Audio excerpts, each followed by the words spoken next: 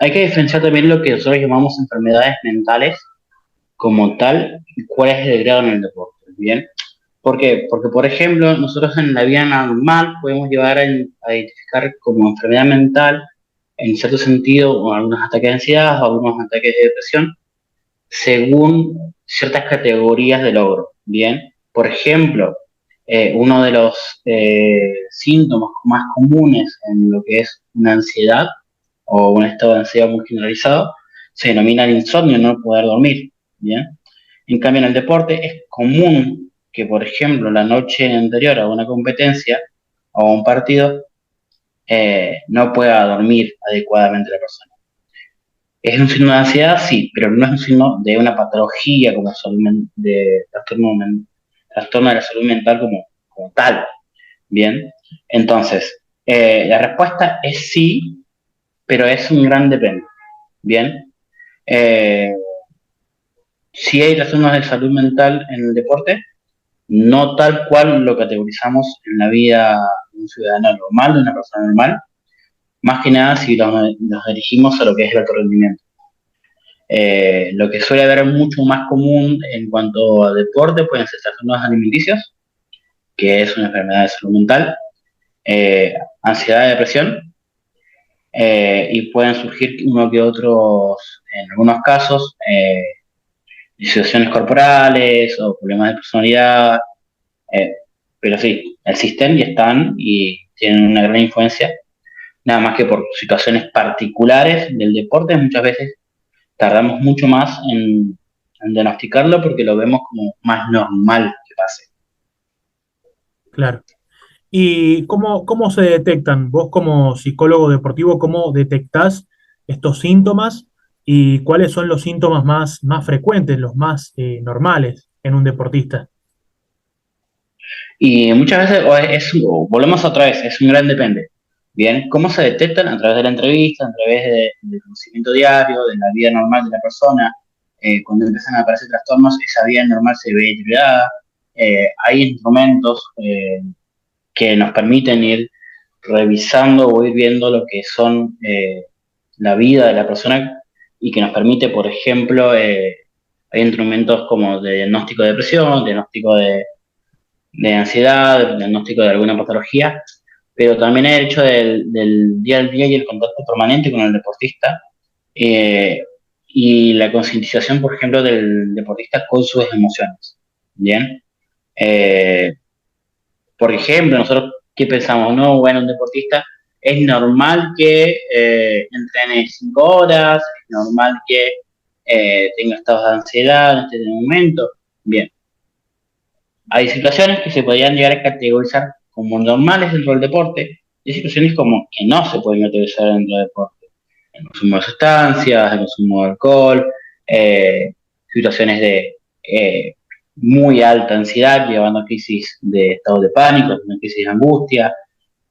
Así que básicamente, para responder tácitamente, sería a través de el contacto diario, a través de conocer el día a día de la persona, ver si sus estados son normales o no, según su día normal, lo que sería un día normal de esa persona, el entorno social eh, donde vive, que también tiene mucha influencia, y algunos instrumentos, herramientas que nos permiten un diagnóstico más preciso.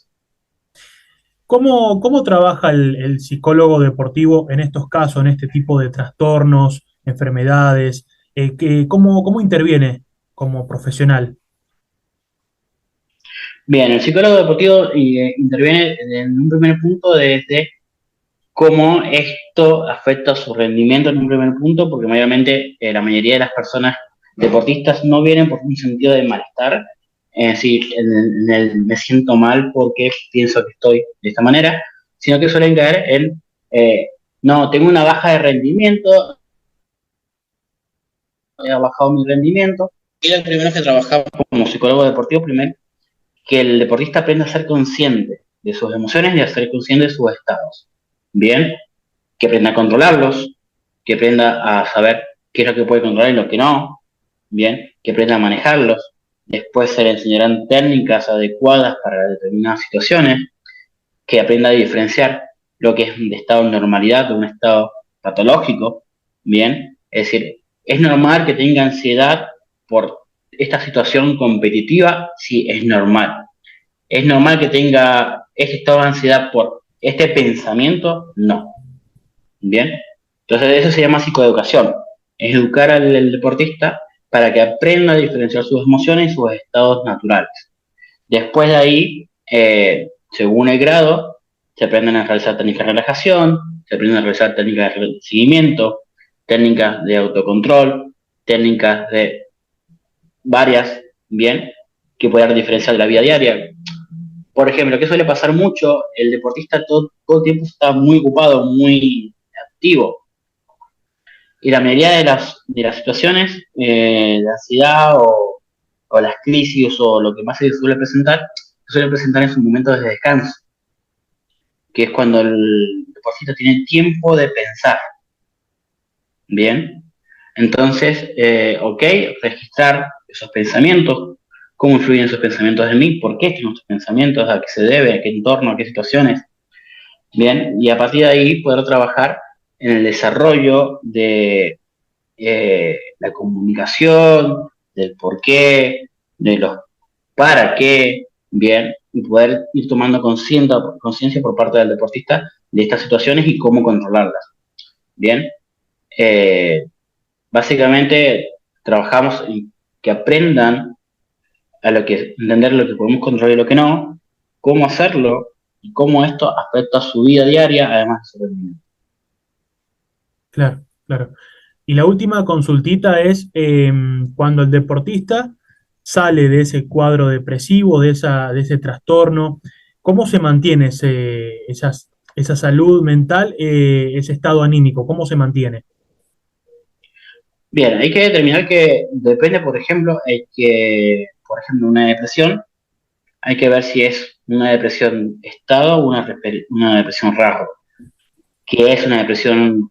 ¿Cuál es la diferencia? La depresión estado es momentánea, es del momento que está viviendo, y la depresión rasgo tiene que ver con su estado de personalidad. Bien, la depresión rasgo tiene tendencia a ser crónica, a ser para toda la vida, es decir, cualquier situación puede provocar que caigamos por lo tanto se sigue estando un seguimiento y no es que estés totalmente bien. Eh, Hay estados como que no tienen una cura, tienen un estado de normalidad, ¿bien? Muchas de las enfermedades mentales no es que se curan, sino que llegan a un estado de manejable. Eh, la depresión, por ejemplo, es un estado de bienestar. ¿Ok? Me siento muy bien, puedo controlar, puedo manejar. Quizás las vertientes no son tan arriba, no estoy tan bien, pero tampoco estoy tan mal. Y eso se va a ir normalizando, porque aprende a manejarlo el deportista, porque entiende de dónde viene y por qué. Entonces, ok, sabe cómo manejarlo y cómo llevarlo. Eh, ¿Qué afecta o no su estado de ánimo? ¿Qué hacer o qué evitar para que esto afecte? ¿Cómo ejercer rol o a quién acudir en caso de? Bien, hay que saber diferenciar también, volvemos a otra vez a una palabra típica de psicología, pero es un gran depende, porque cada persona lo puede manejar de distintas formas y no es que exista una cura como tal ok, ya estás bien. Ok, no es el ya estás bien, es se llegó a una estabilidad emocional que te permite a vos llevar a cabo tus funciones diarias, ya sea profesionales como sociales. Bien, entonces, una vez que se mantiene ese estado, eh, el sujeto va a seguir probablemente teniendo sus desbalances emocionales, pero al entender de dónde vienen, cómo controlarlos y cómo eh, llevar a cabo o transitar ese periodo, se ve una estabilidad emocional. Bien, eh, pero cura como tal, no, para un estado en ese sentido, no es tal como cura.